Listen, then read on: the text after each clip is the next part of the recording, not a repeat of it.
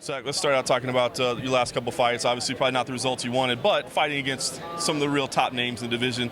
What's your take over the last couple of fights and your performances? Well, we'll take them one at a time, I guess. The Formiga fight, I honestly think I'm a better fighter than Jussier.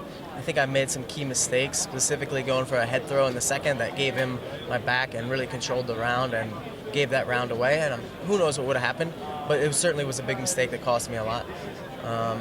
Elliott was a crazy guy, and I knew it was going to be an insane fight. So, but it turned out well. I got to control him and tried to finish him with some submissions, but couldn't get it. And the Dalton fight, I really thought I performed pretty well, given his skill set and kind of how he can end it in one shot.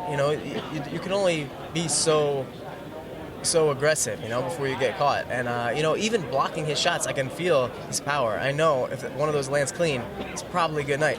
So I was pretty cautious, which is probably what ended up costing me the fight. But overall, I really think I was the more effective fighter in that one. I landed definitely the cleaner shots. He had one slam, and then I went right to a submission, and he had to let me back up. So I feel I was the more effective fighter. I think it was a close fight, but I feel like that was the way I had to fight it. Maybe I could push a little bit more, but, man, he's a hard guy to do that against. So.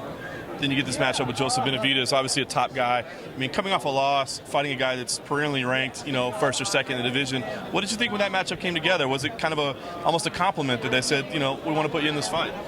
Yeah, I'm happy they did. It was a fight that I wanted. It's one of the matchups I requested, but like I said, I want to fight the best guys and prove that I'm up there amongst the best. I think I match up well with Benavidez, although obviously he's been in the top 3 in 135 and 125 for the last 7-8 years or something. So definitely a huge challenge, But I really feel like I match up well style-wise with him, and plan to show everyone Saturday night. Talk about that mindset to want to test yourself against the best, because I could see some people in your position saying, give me somebody a little lower down, I need to win, I need to protect my roster spot, I need to make sure I'm on there.